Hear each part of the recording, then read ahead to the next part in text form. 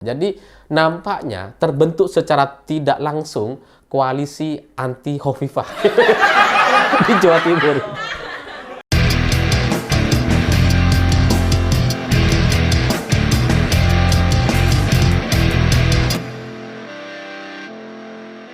Selamat malam semuanya. Selain Pilgub Jakarta yang membawa kejutan, ternyata Pilgub Jawa Timur juga nggak kalah mengejutkan. Karena sebelumnya di Pilgub Jatim ini nampaknya nggak ada lawan gitu ya. Khofifah dan Emil ini kayaknya nggak akan mendapatkan perlawanan. Tapi ternyata muncul dua pasang penantang dari PDI Perjuangan dan PKB.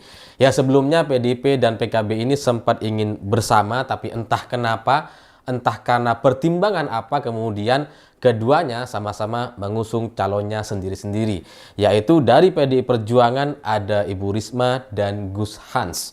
Ya kalau Ibu Risma ini semua orang udah tahu lah gitu ya. Se-Indonesia kayaknya udah tahu Bu Risma ini siapa gitu ya. Dengan segala prestasi dan apa yang sudah beliau lakukan. Tapi kalau Gus Hans ini kan banyak orang yang nggak tahu. Ternyata setelah saya coba tadi telusuri, Gus Hans ini dulunya di tahun 2018 di Pilkada, dia adalah juru bicara dari pasangan Khofifah Emil di Pilkada. Dan kemudian dia juga adalah anak dari Kiai As'ad Umar, Pondok Pesantren Darul Ulum Jombang. Jadi kalau orang di Jombang kayaknya sudah pasti kenal dengan beliau ini, dan di kalangan santri terutama di beberapa wilayah di Jawa Timur yang sangat kental ke-NU-nya, nampaknya dia ini bukan orang baru. Dan selain itu di politik, Gus Hans ini adalah kader dari Partai Golkar. Jadi ini Risma dan Gus Hans ini adalah pasangan dari PDIP dan Golkar.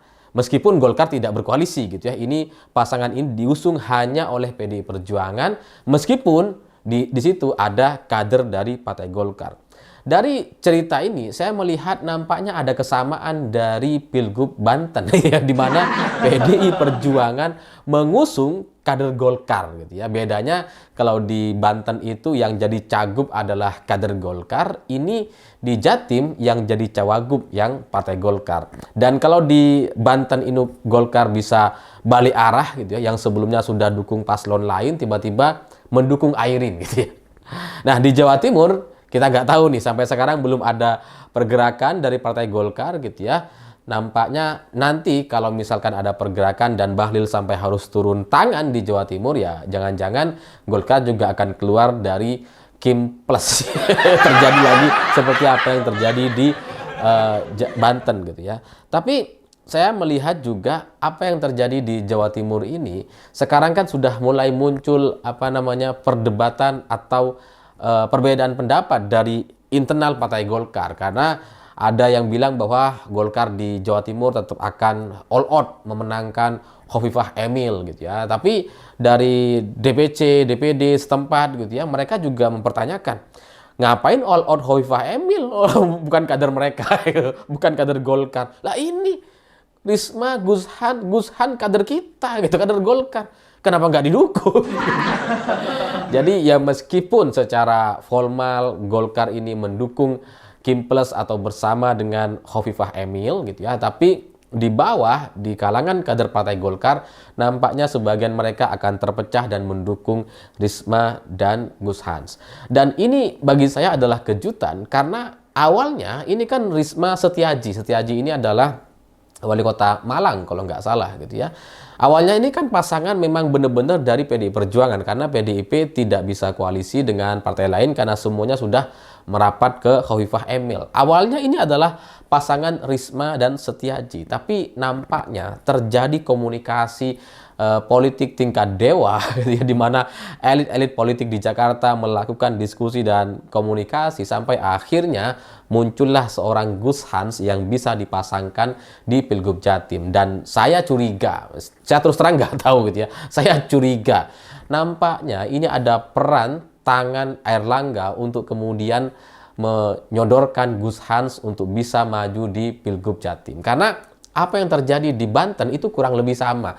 Di Banten bagaimana Airin bisa masuk ke PDI Perjuangan ketika sudah tidak dianggap oleh Partai Golkar, itu berkat komunikasi antara Airlangga Hartarto dengan Puan Maharani. Nah di Jawa Timur Saya nggak tahu, nampaknya kurang lebih sama gitu ya. Mungkin antara Airlangga dengan Mbak Puan atau dengan Pak Said Abdua sebagai DPD Jatim di sana gitu ya.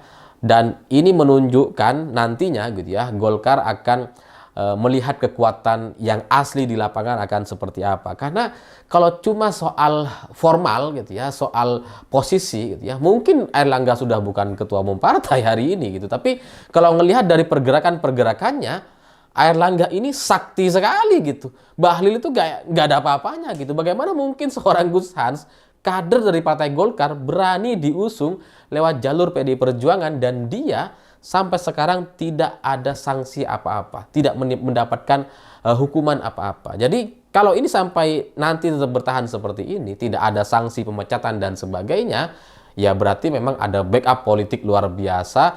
Dan kalau saya prediksi ya mungkin backupnya dari Airlangga Hartarto sebagai mantan ketum Partai Golkar. Dan yang menarik lagi di Pilgub Jatim ini sebenarnya adalah bagaimana Hovifah yang merupakan petahana itu diusung oleh partai-partai yang sebenarnya secara ideologi itu nggak ada jiwanya di sana gitu. Ya, Hovifah ini didukung sama Golkar gitu ya, tapi Golkar kan ada Gus Hans dengan Ibu Risma gitu ya, didukung sama Demokrat, sementara Hovifah dengan Demokrat ini kan juga nggak ada hubungan emosional apa-apa. Hovifah itu lebih dekat dengan PKB sebenarnya gitu ya, tapi kemudian PKB mendukung calon lain.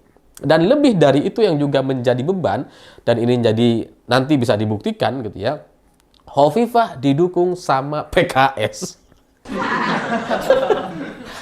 saya nggak ngerti, tapi kalau kalian perhatikan di Jawa Timur, PKS itu selalu bawa sial gitu. Siapapun calon yang didukung sama PKS cenderung kalah. Gus Ipul sama Putih kalah gara-gara ada PKS-nya. Padahal waktu itu PDIP dan PKB bersatu mendukung Gus Ipul dan Putih. Kalah tapi. Padahal di Jawa Timur, PDIP dan PKB ini dua partai terbesar di sana gitu, yang memang menguasai Jawa Timur. Jadi, tapi karena ada PKS, ini mental ya, karena masyarakat Jawa Timur itu kan mayoritasnya adalah warga NU gitu ya, dan kemudian ya warga NU itu cenderung nggak suka dengan pergerakan-pergerakan PKS gitu. Jadi kalau Hovifah hari ini didukung sama PKS, itu justru membebani sebenarnya, tidak nyambung secara ideologi gitu. Apalagi didukung sama Golkar, Demokrat, Gerindra, ini nggak ada jiwanya gitu. Sementara di sisi lain PKB, saya nggak ngerti kenapa PKB kemudian begitu percaya diri mengusung sendiri gitu ya, tidak berkoalisi dengan PDI Perjuangan, karena PKB mengusung Lulu dan Lukmanul gitu ya. Jadi semua cagup di Pilgub Jatim semuanya adalah perempuan, Lulu, Risma dan Hovifah gitu ya.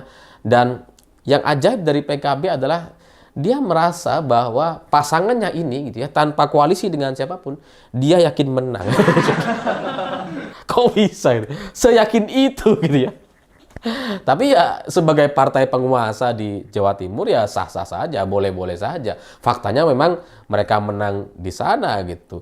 Dan tapi yang menarik dari pernyataan PKB ini, sekalipun tidak berkoalisi dengan PDI Perjuangan, sekarang ini yang mereka sasar, yang mereka serang adalah Hovifah. Jadi nampaknya terbentuk secara tidak langsung koalisi anti Hovifah di Jawa Timur.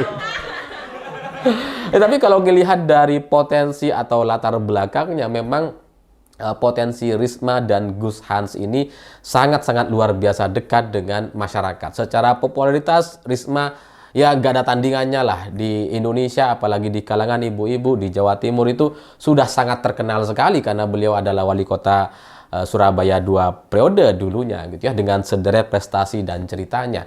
Dan sampai pelosok desa nampaknya orang-orang kenal dengan Ibu Risma. Sementara Gus Hans ini adalah bagian atau kelompok dari orang-orang yang sangat-sangat condong kepada NU misalkan gitu ya. Gus Hans ini sudah lama sekali berkarir di NU di beberapa organisasi, sehingga ke depan rasanya di kelompok NU mungkin akan bisa dikerahkan untuk memaksimalkan dukungan, apalagi ada sedikit gesekan antara PKB dengan NU, BNU, sehingga ini mungkin juga bisa dimaksimalkan atau dimanfaatkan. Dan ya pada akhirnya kita lihat saja di Pilgub Jatim ini apakah Airlangga bisa mengerahkan kekuatan dan menunjukkan kesaktiannya di hadapan Bahlil, dan kemudian setelah itu kita tunggu lagi bukti selanjutnya dari betapa PKS itu biasanya membawa sial di Pilgub Jawa Timur. Kalau sampai kemudian terjadi kemenangan bagi Ibu Risma dan Gus Hans, ini akan menjadi bukti luar biasa bagaimana Airlangga bergerak tanpa bola. Jadi seperti pemain, dia tidak sedang memegang bola memang, tapi pergerakannya sangat-sangat liar sehingga kemudian bisa membuka ruang-ruang untuk kemudian pemain-pemain lain mencetak gol. Itulah Airlangga Hartarto hari ini. Tidak menjadi ketum Partai Golkar, tapi pengaruhnya sangat-sangat terasa di Pilkada 2024 ini. Sementara Bahlil, sekalipun dia memegang bola, nampaknya dia tidak bisa menendang sekalipun di titik penalti.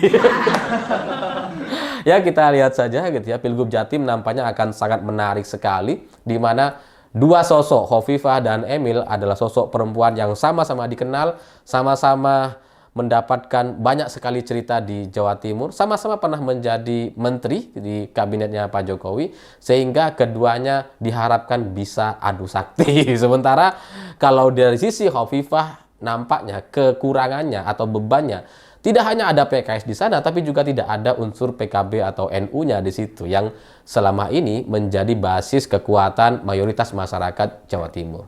Saya pikir itu. Terima kasih sudah menonton. Begitulah kura-kura.